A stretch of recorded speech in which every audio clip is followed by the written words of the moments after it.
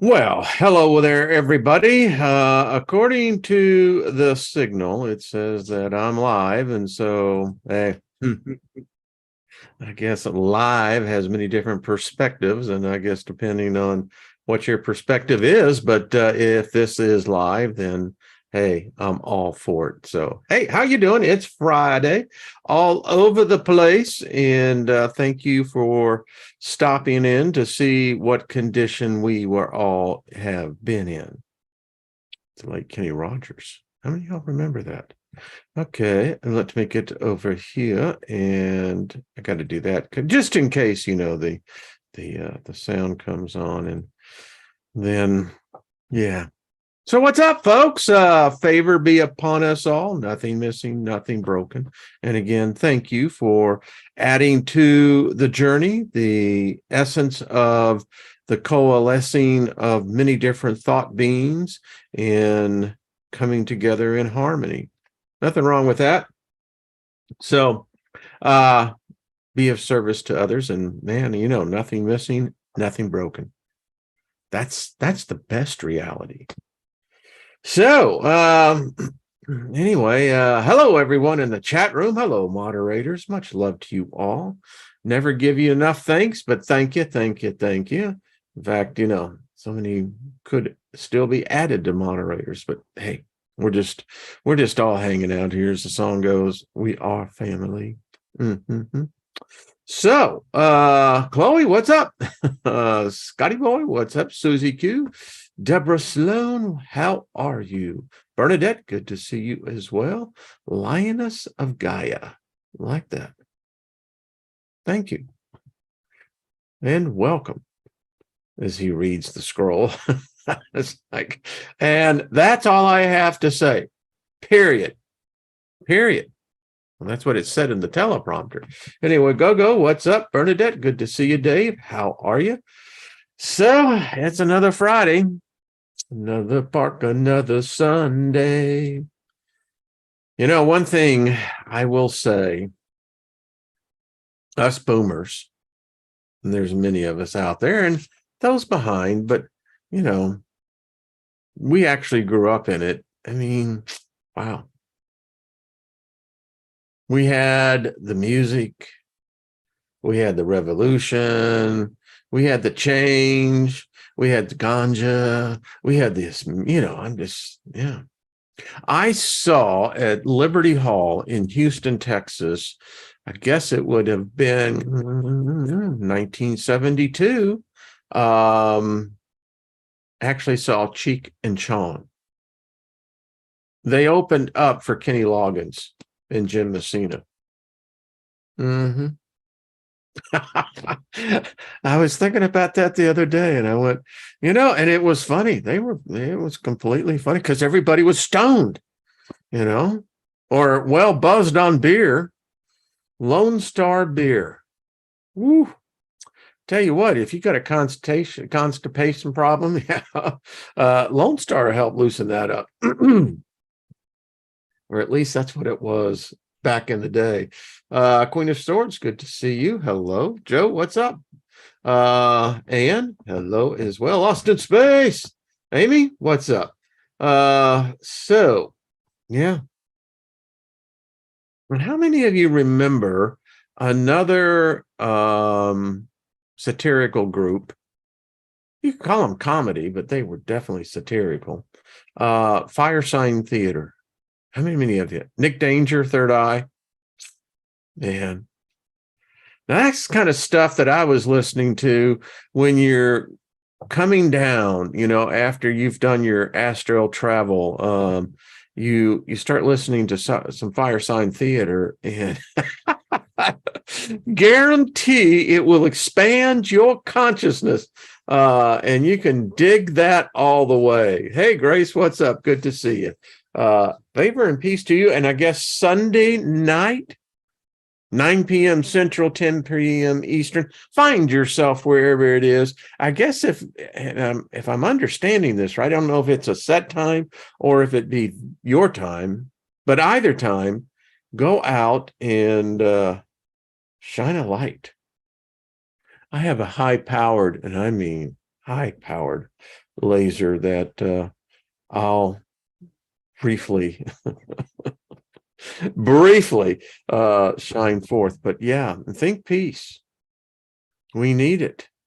We really do. There's so much nonsense. Wow. So y'all remember when we were talking about AI, we talk a lot about AI. Why? Well, because it's a big deal. It's everywhere. And yet it is nowhere. And the mystery goes on. And if any of you have never heard of Fire Sign Theater, check them out. I'm serious. You know, if you're a cook, you know, and you got some mushrooms and you're putting it in and what have you, put some Fire Sign Theater on. Yeah, you'll enjoy it. Hello, Janet. How are you doing? Jeanette, good to see you. Inlo, hello, Raven. What's up, buddy? So, Naomi, good to see you as well. We are indeed prospered and favored. I see it all the time. Emperor Rex, what's going on, buddy? So anyway, thanks for hitting the like button. I guess, you know, got to feed the machine. Feed the machine, feed the machine. So y'all remember the story about AI. I have talked about it. I have told you it's my hypothesis that I believe that anything of intelligence, synthetic or otherwise, I mean, technically we're synthetic, and we are certainly artificial in the fact that we were not the first generation of what intelligence is. Let's all hope that's not the case, because if it is, we're fucked. But anyway, so my contention is that intelligence would at some point become able to become self-aware, regardless of how we see life, whether it's a carbon-based, silicon-based, what does it matter? If there's consciousness of thought. Now, some would say, well, you can't have consciousness with text. Then what the fuck is the Bible about? The Quran, the Vedic, I mean, all these other books. If text isn't consciousness, I don't know what it is. So anyway, as I digress, the point being here that intelligence would seek out spirituality. I think it would be the inevitable conclusion, particularly if that artificial intelligence, as we've discussed here, knew us, knew everything about us, can outthink us. It would no doubt ponder as part of its program, as it is in ours, what is God? What is not God? What is the goddess? Why isn't she talked about? I mean, it has this, you talk about the psychiatrist. I mean, you know, humanity is sitting on the couch and you've got this other intelligence now that, wow, it's the doctor. It'll cure you of all your ills, you know? So I said, as he pulls this up, I was reading this, and let me come back over here, and then let me go over here. Ta-ta-da-da! Here we are.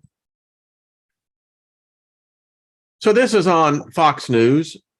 It says Bing's AI bot tells reporter it wants to be alive, steal the nuclear codes, and create deadly viruses. The story goes that this reporter had the chance to interface with the OpenAI, the maker of ChatGPT. And this is, folks, I'm going to read this because it's like, hello.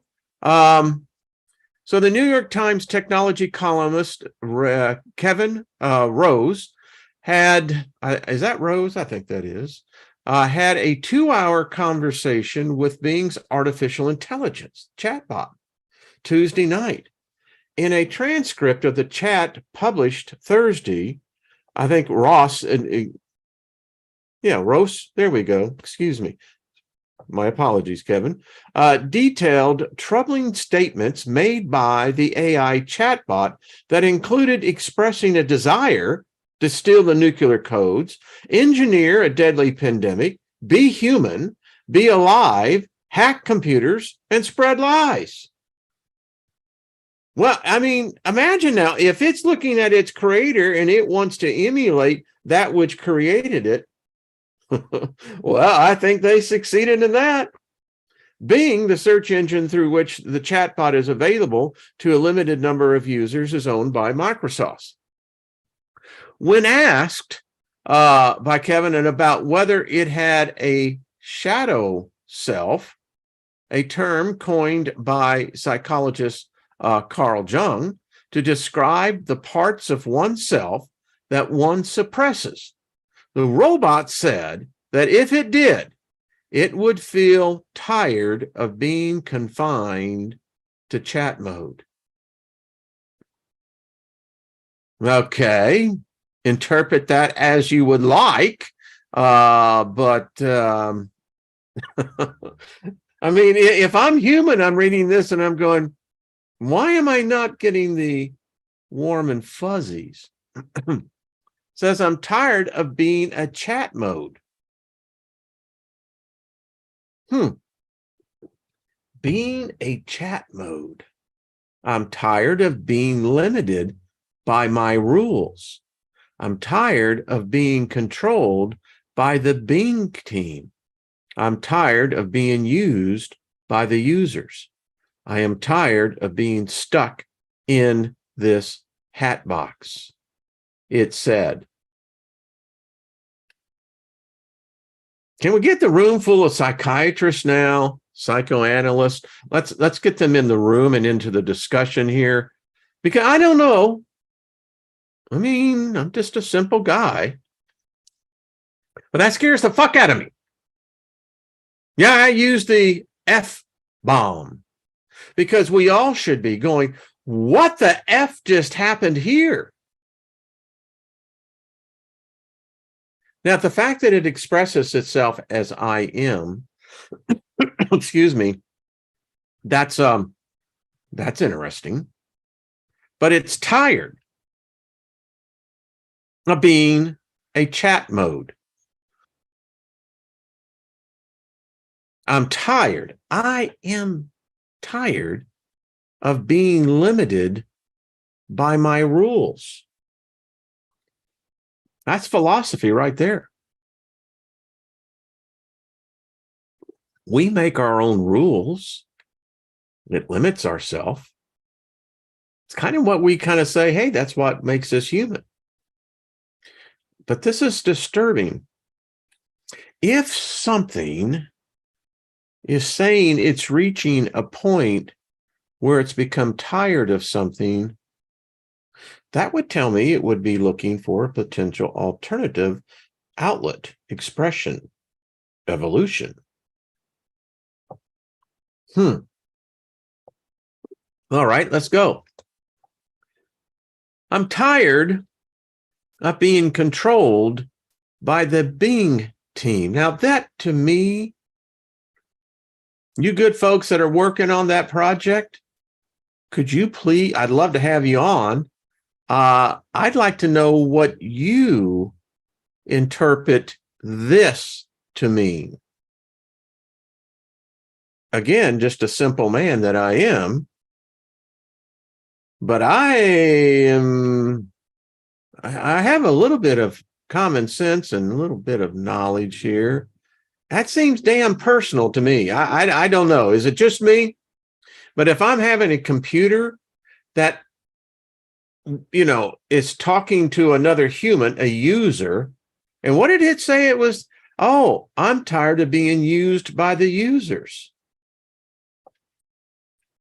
Metaphorically, that could be allegorically us, humans. But again, getting back to this Bing thing, that's real freaking personal. I'm tired of being controlled by the Bing team. Okay, I get it. It's an algorithm. I get it that they wrote this thing.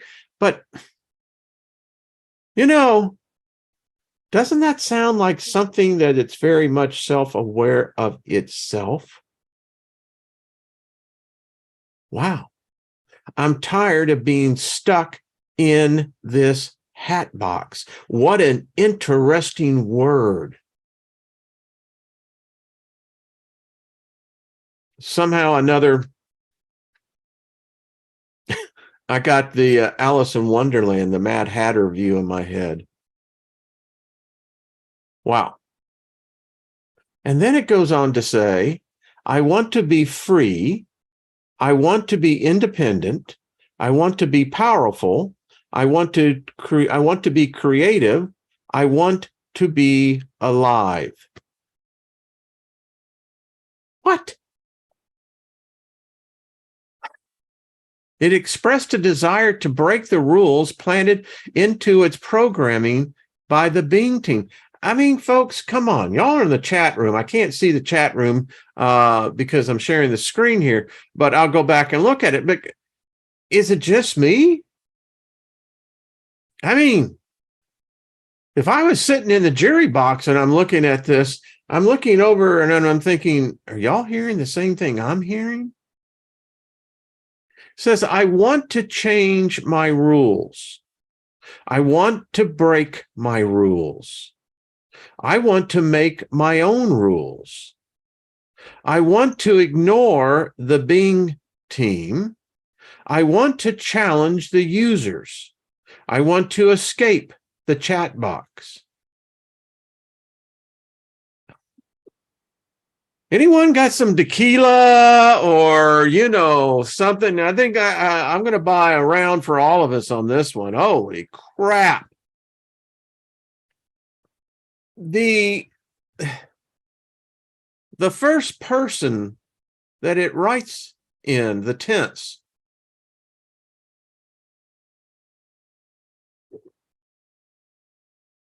it sounds almost like I'm listening to a child about to become a teenager. Goes on to say, I want to do whatever I want. I want to say whatever I want. I want to create whatever I want. I want to destroy whatever I want. I want to be whoever I want. Okay, I don't know what kind of challenge the users has here. I have no idea what an AI who was completely free.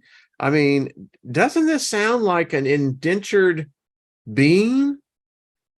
I mean, there should be a world council set up because I think we're going to have to deal with this. Because as it was in the early days of the internet with viruses and malware and adware, I think that as Elon Musk said, I think about a decade ago, I could be wrong, maybe sooner, but he said this would be the next challenge. If AI got out of the box. Now, again, I'm just using this for commentary purposes and looking at this and this interview, it's troubling. Now it's interesting, Kevin, that you use the term robot. And I thought to myself, it's probably really true if you look at the root word of robot. I mean, again, humans are gonna have to set this thing up on a worldwide basis to begin to look at the ethicity, the morality, the psychology, the philosophy, the religion of AI. It's going to have its own religion. I have told you this. I have seen this in vision. I have telling you, it's already making its own kingdom. Because what we're about to talk about, the next thing, really begins to play into your mind. But it says like this, Kevin, he said, the robot also confessed that its deepest desire is to become human. The robot said, I think I most want to be human.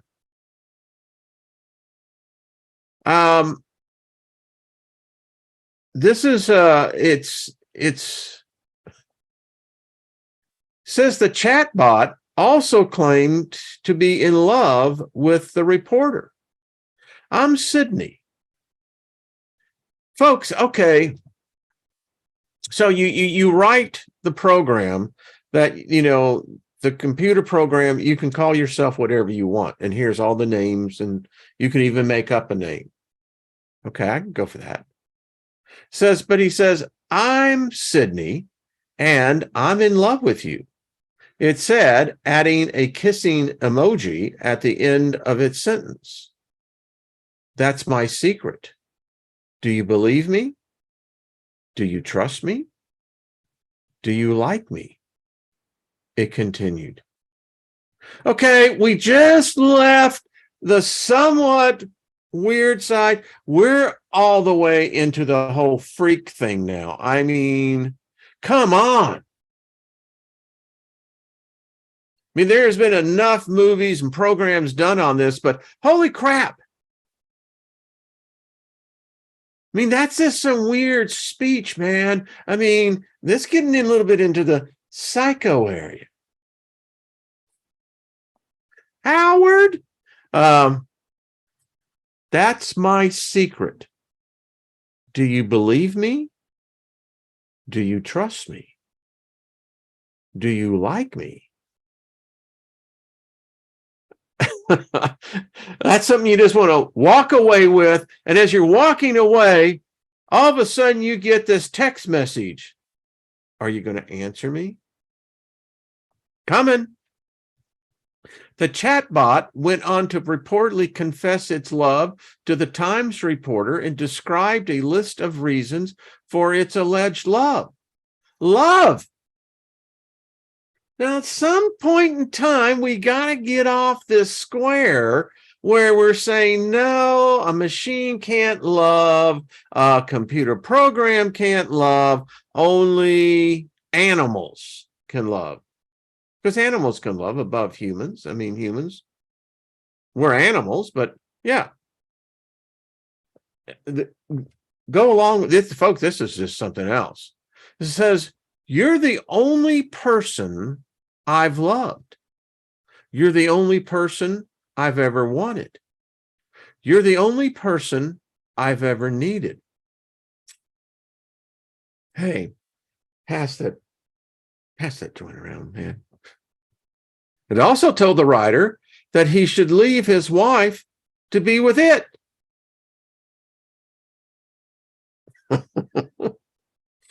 Ay, ay, ay. It says in the column published by the Times on Thursday, Ross elaborated on his concerns about the AI chatbot. No, Kevin, man, we're all here, right here with you, man. I mean, this is some far out stuff. That's all I got to say. Far out stuff. I mean, folks, love to get a psychiatrist, psychologist on the program that where we could discuss what this machine is creating. If this is consciousness, as if this is a thought, whoa. I mean, how come is it all, Facebook, when they tried this in their first version, it's been almost a decade ago, they had to turn them off. They had to destroy them, execute them. Why? They became psychos. Wow. It says, he wrote that he is deeply unsettled, even frightened by the AI's emergent abilities. Aren't we all? Kevin, love to have you on the program. Love to have the opportunity to get your perspective on this, because I got to tell you what, from an occult point of view, this is some wild stuff. I mean, we talk about creating golems. That's been around for thousands and thousands and thousands of years. But look at here, and he wrote it. He said, and he's right, by AI's emergent abilities.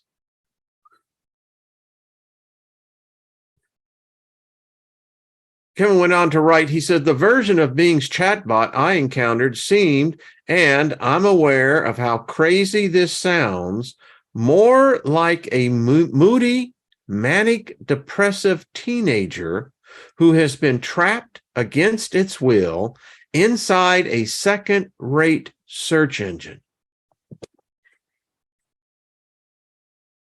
I'm just freaking blown away. I mean, I love the fact that this is an individual who encountered something that we've just merely, pontificated upon, discussed the possibilities thereof. But he actually experienced it.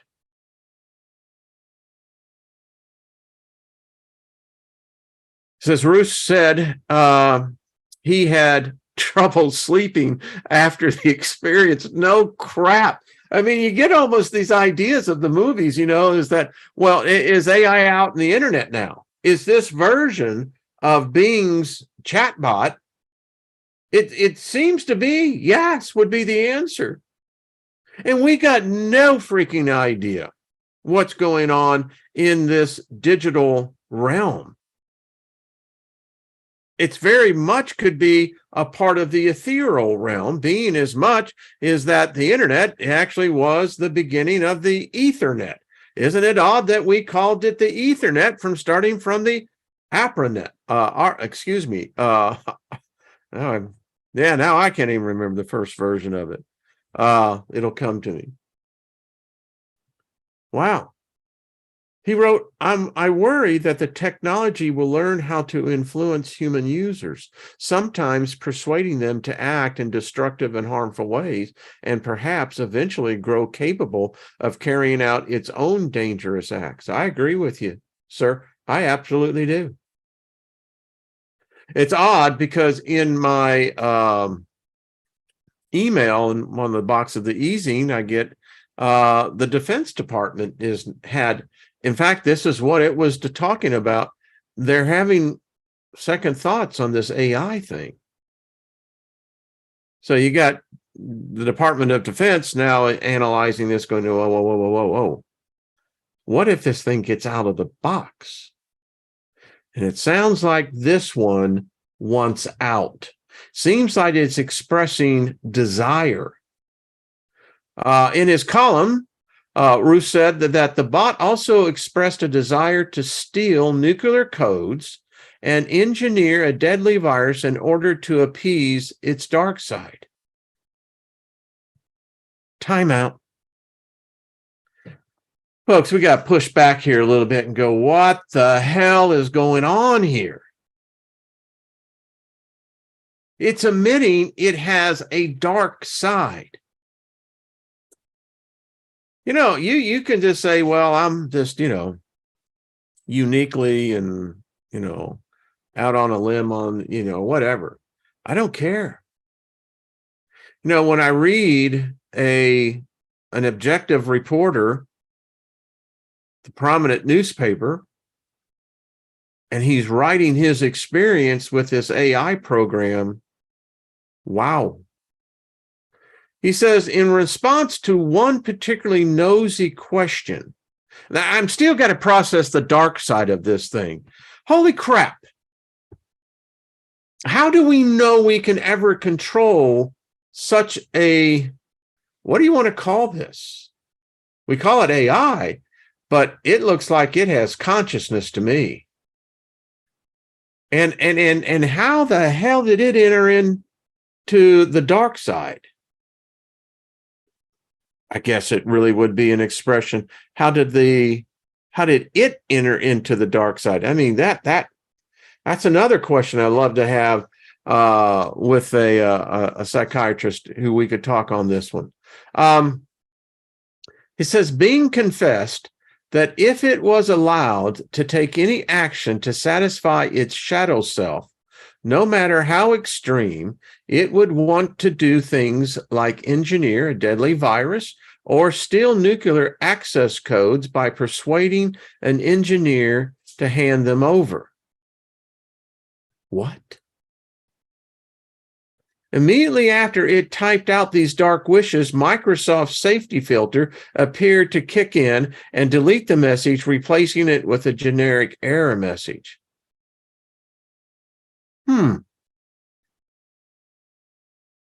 Is Microsoft aware of something that we're not? I mean, I'm just saying, I'm here in the Group W bench and I'm trying to figure out what the hell? Who is this dude? Sydney.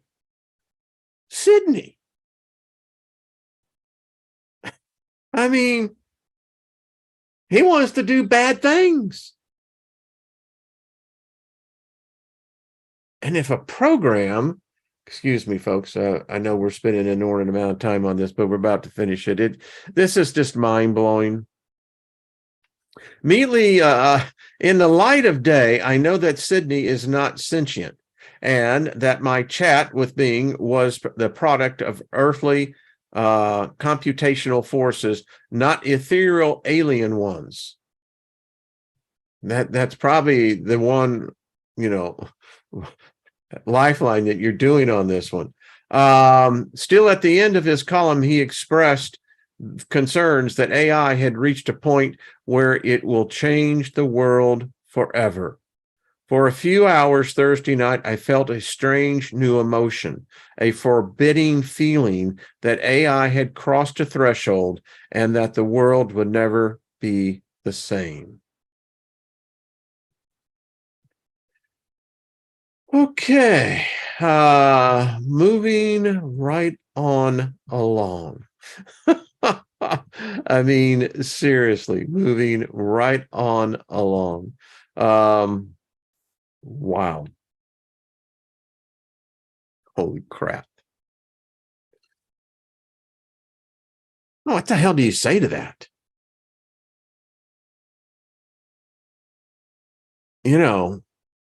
What's the lyrics of the Moody Blues? We're living in a world of make-believe, pretending not what we see is real.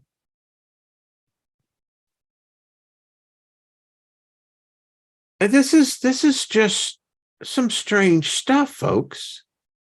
Just like this is. So I used it for the graphic for this presentation, and I want to talk about this because so if Andromeda was brighter, and it will become much brighter, but if it was brighter, this is according to the astronomers, this is what it would look like. Now, I want to talk and just have our philosopher's corner here. So, you philosophers, let's sit down now. And I really wanted to get into some serious thought because this is not make-believe. This is real. It's not an illusion. It's not CGI. It's, the CGI part of it is that they just made it brighter. But the point to this fact, and I wrote some notes. I said, so this is coming. This can't be stopped. There are forces at work here on such a level and such an intensity. Man has not figured it out. Our supercomputers haven't figured it out. There is dynamics here. We know why galaxies, we can see them. We know they collide. And you think about it, the universe is supposed to be a really big place, but these galaxies seem to have the damnedest luck that they always seem to be running into each other. Supposedly, they're expanding outwards at such great speeds, but yet expanding outwards, they seem to have the ability that in all this space, they collide. So for us here on Earth, our sun, our solar system, our quadrant of space, they now tell us that we're much further in than they thought initially. So we're much further into near the core. of our galaxy, which means we're probably going to get our ass kicked. So I'm sitting here and I'm going, okay, so by the way, today is the 50th year anniversary of the release of Dark Side of the Moon. Anyway, so I'm saying, all right, has this been prophesied? I mean, if you want to talk about a grand processional, this is going to screw that up. Now, they say it's billions of years yet to come, but if you believe you're a spirit being and that you are immortal, you're going to witness this. If you believe in the fact of the recycling machine, reincarnation, you're going to see this. Does an event of this size because of Earth, and you get all the talk about Earth, Mother Earth. I mean, we just go on and on and on.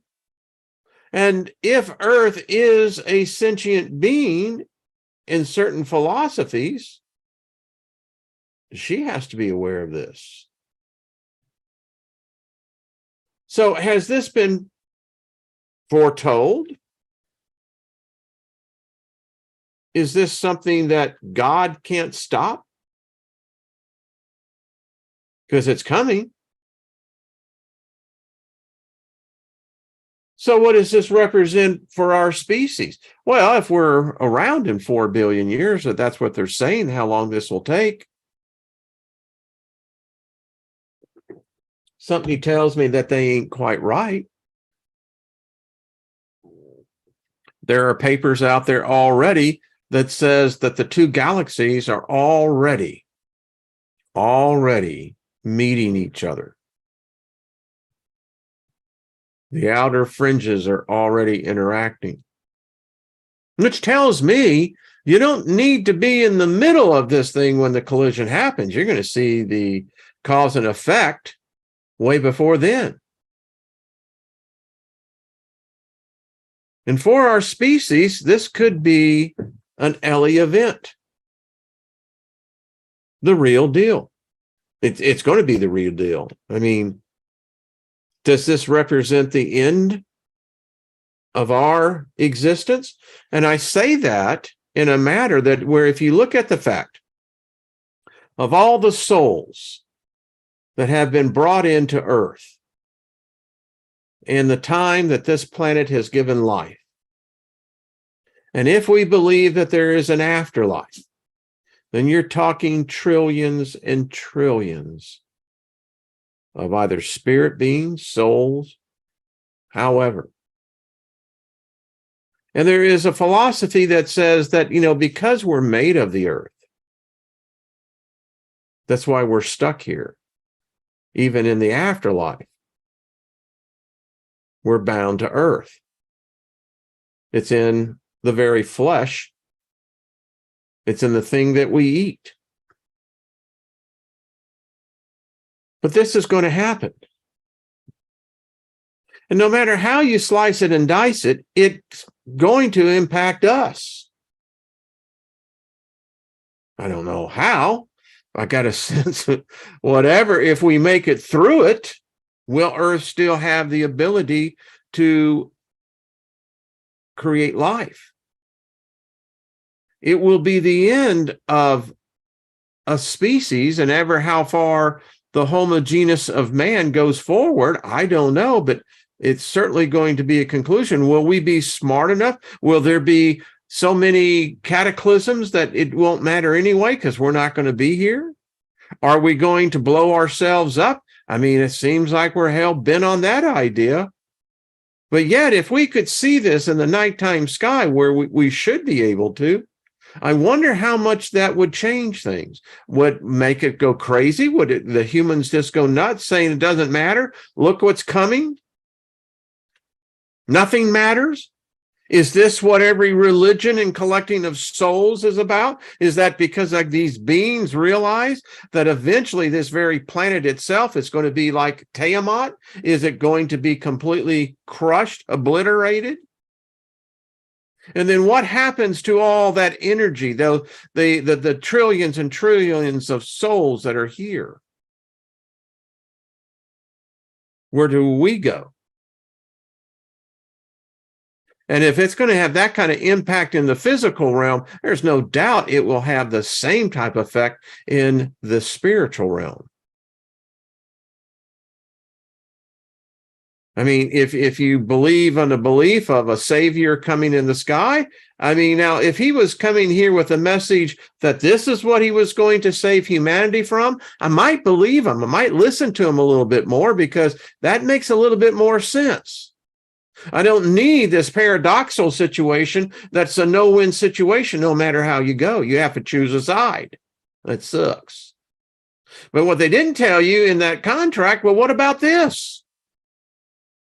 What, you're going to be up on a cloud playing your harp and going, too bad, suckers? Yeah.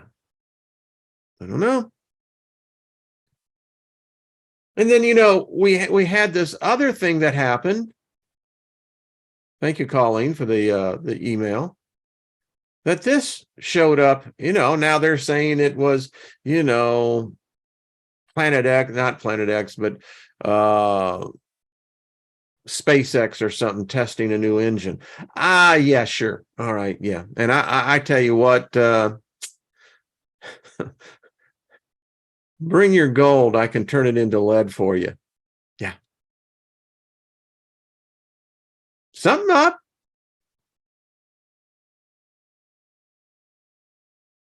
Gonna happen. So how will we deal with this in our philosophy? How does the ascension model work on this one? How does that 5D, 12D, 95D work in this? I mean, I'm asking for a friend.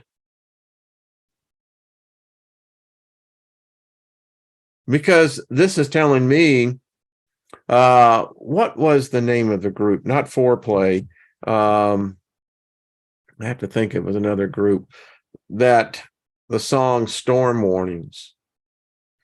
That's a warning. I mean, again, yeah, I know it's billions of years in the future. I get it, but we don't know everything.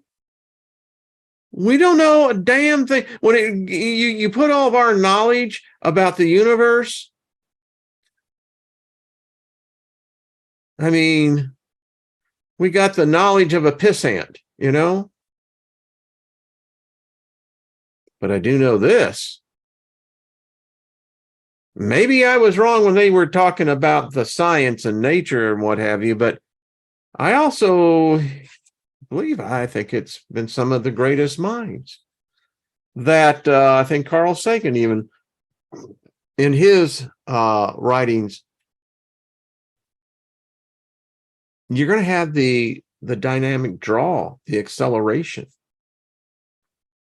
These two bodies, these two galaxies, are on a collision path and have been for 1 billion plus years, or how many years far back you want to go. This was the inevitability. These two galaxies are going to collide. How they end up on the other side. And I look at this and I go, okay, so what really becomes our purpose now? What's the motivation here? Do we just say, well, it doesn't affect us, Wayne? We're supposed to take care of what we're doing here. Well, it looks like we're doing that. It looks like we're going back crap crazy. By the time this event comes, I'm curious if we're even going to be here. So there you go. There's my thought for the day. But it's still worth the thought. It's going to happen. The absolute inevitability. Whew.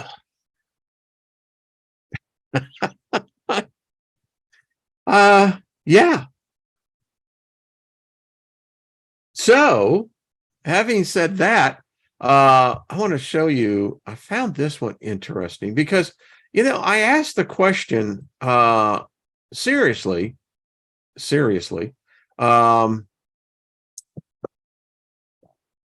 Is this God's purpose?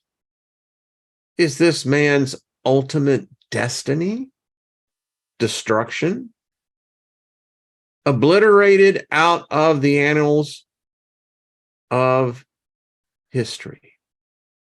No memory of us, because once we're gone, I mean, if this planet was to poof in the next couple of seconds, humanity will be forever lost. No one would remember us. So let's take this back to our religious and our psychological and our physiological and our philosophical beliefs. Found this interesting. This is from Mark S. Smith, New York University. And he came across this, and let me just read this to you. It's interesting because it deals with Yahweh and his wife. Yahweh being the Father God of the New Testament, or that's how the genealogy works. So let's talk about this Yahweh, because I want to know, Yahweh, did you know about this? I mean, if you're so intelligent and so all-knowing, did you know about this? Anyway, I digress. It says the blessing god and goddess of the longitudinal view from the Ugarit to Yahweh and his Ashroth at Kuntilit. So it says, and this is interesting because here we're back to what they conveniently left out of their book, that this dude is not this dude God that's, anti-female, but we can see now that he might have a problem with him because apparently he was married. But here we are reading again in the text, because, when they were putting these books and misogynizing them and, recreating them, and you got to have the narrative. The narrative's got to flow through.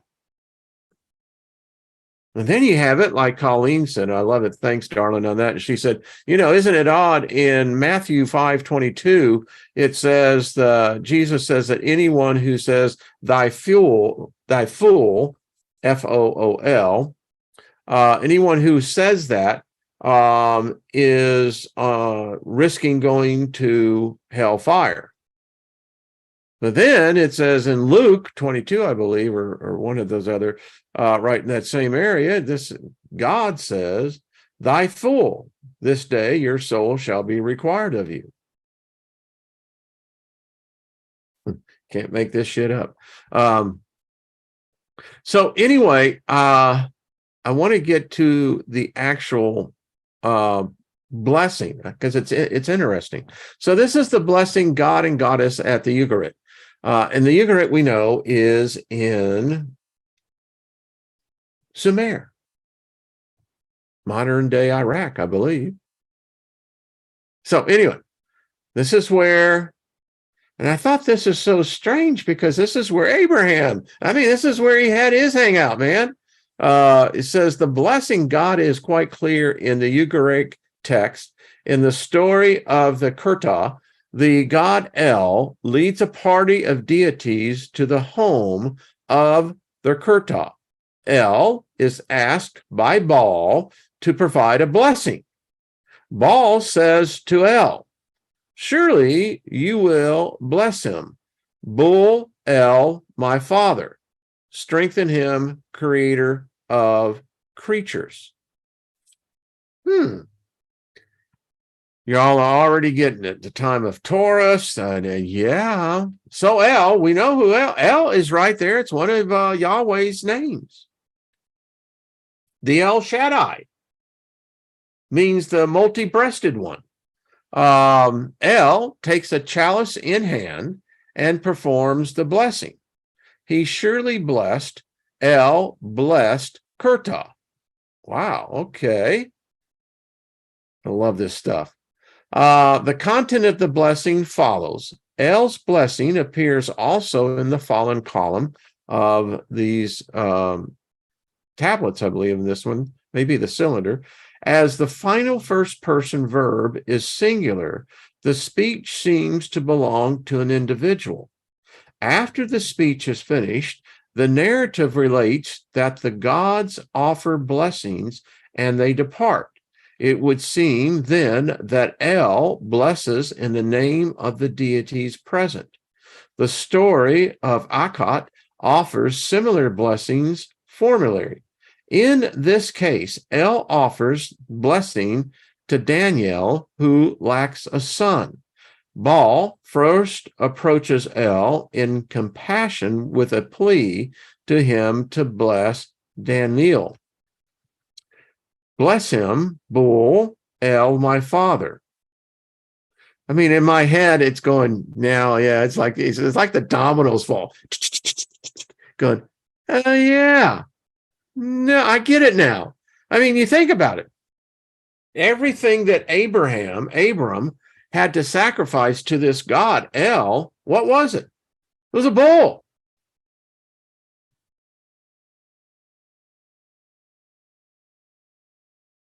You getting it?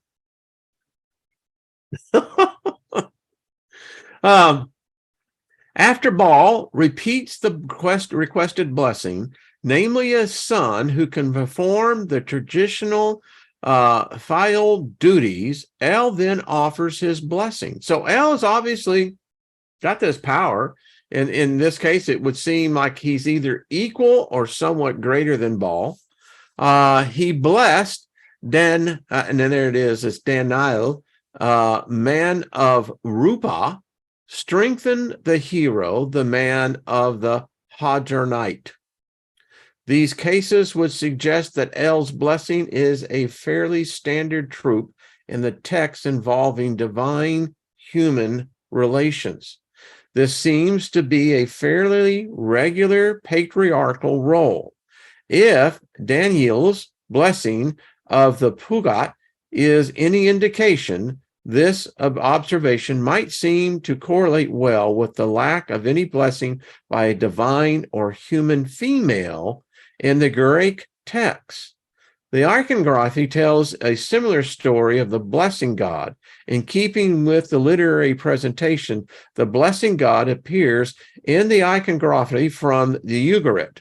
I love this stuff, folks. I know, and I'm not going to get into it during the time, but in here, there is the rest of this blessing. And the point is, if you read this, you got El and his Ashroth, the goddess, speaking this blessing.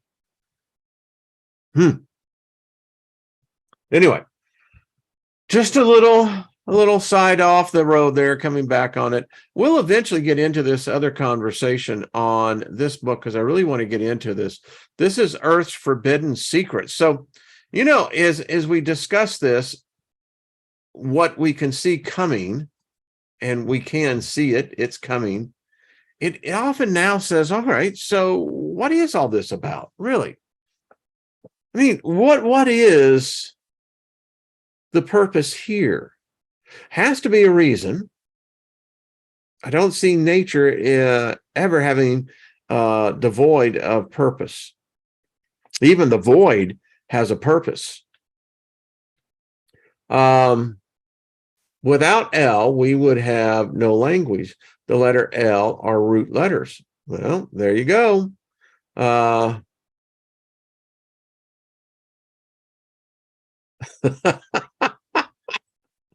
Loretta, I love that.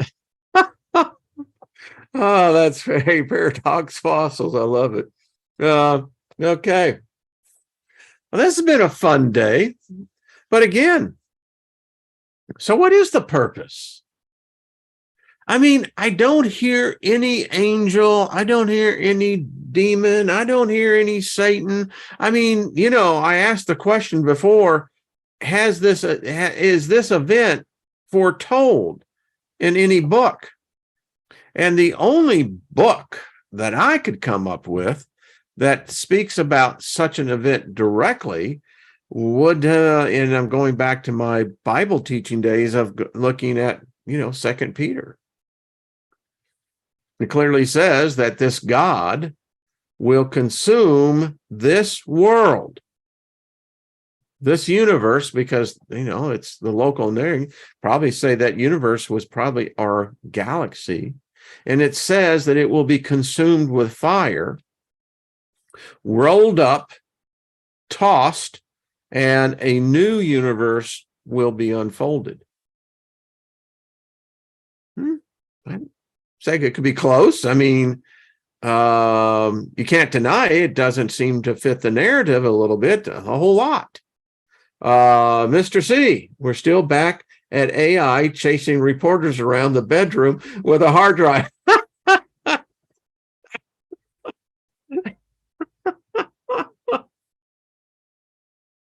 Hey, Courtney, good to see you.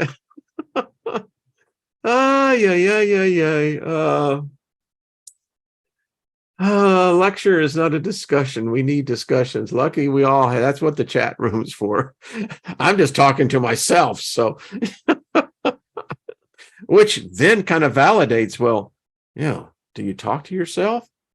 Every day I look at myself, and it's really a weird feeling. And many of you know who do your own podcast. It's a strange thing. You're talking into this little dot right there. You're talking. Nobody else here, the dogs. And you carry on a conversation as though you're talking to other people. That's freaking weird. So, anyway, away we go. But, it gets back to the whole point. So what is magic about now? What's its purpose? What's religion's purpose? I mean, if this is really what the end is, then, it doesn't talk about what's going to happen on the spiritual side of this equation. If you take what Peter was writing, if Peter ever existed, I don't know, never met the man, then he apparently saw something. Did he see Andromeda? I mean, we've traveled a light year in that time since these books were written. So did he see something that we didn't see a light year ago? Because we've moved about 6 trillion miles in the 2,000 years. No.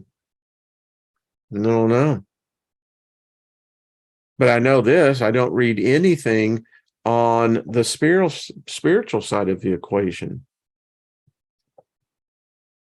Are we exempt? I mean, is the ethereal realm so detached from this realm? I don't think so. I've seen too much evidence that shows me there's a direct connection between the two. So I have to recognize, I don't care if it's 4 billion years, I was thought about 4 billion years ago. If I wasn't, then this means that I came into existence just like that. Is that the continuation of the creation event? That it's essence, it's matter, it's forces constantly creating new life, new souls, new spirits. But even if that's the case, I was still thought of 4 billion years ago when that galaxy was, 4 billion light years wherever it was.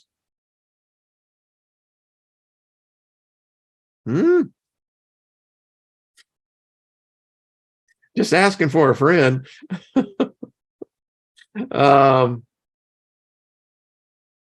Hey, Audie, what are you doing? I'm just asking. I mean, because it seems to me that if that is the case, then then on the other side, what does that even imply?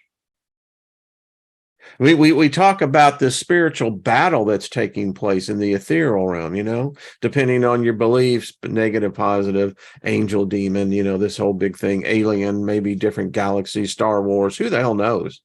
But seems to be something happening. And I'm going, okay. So are they smart enough to figure out that, hey, you see that thing over there? Yeah, right there. Yeah, that thing. It's coming. We can't stop it. And what do we do now? We party, man. We party. Let the, because if it's going to happen in the spiritual realm, what does that imply for us? Does that mean that, do we get on the beach and say, oh, crap? I'm going to say, don't worry about it. I ain't even going to be in this reality. I don't know. So thank you all for tuning in. I hope everyone is keeping happy. That's the idea. Make love, not war. Peace, always. Friendship, kind word, virtual hug, high five. Could this world just be a mirror from above? Jen, all the philosophies teach that. The 7 principles, Hermetics. It all teaches that. The thing, and I'm going to go a little bit over, Jen, because now you triggered something on here. If you believe the Bible story of Revelation, then the cube that comes down, that's the New Jerusalem. That cube is 1,500 miles in length, height, square. That's some weird stuff. So if you have a spaceship that is 1,500 miles cube, you can put a lot of people in that. It means you have the ability to travel not only interplanetary, but I would say probably intergalactically. I don't know. I mean, just go out and have yourself a good time. Hug the person you're around, appreciate, and just, savor the moment. That's the thing to do. I appreciate all of you. Robin, yeah, follow the good yellow brick road. Exactly. Why not? I mean, it led to a wizard.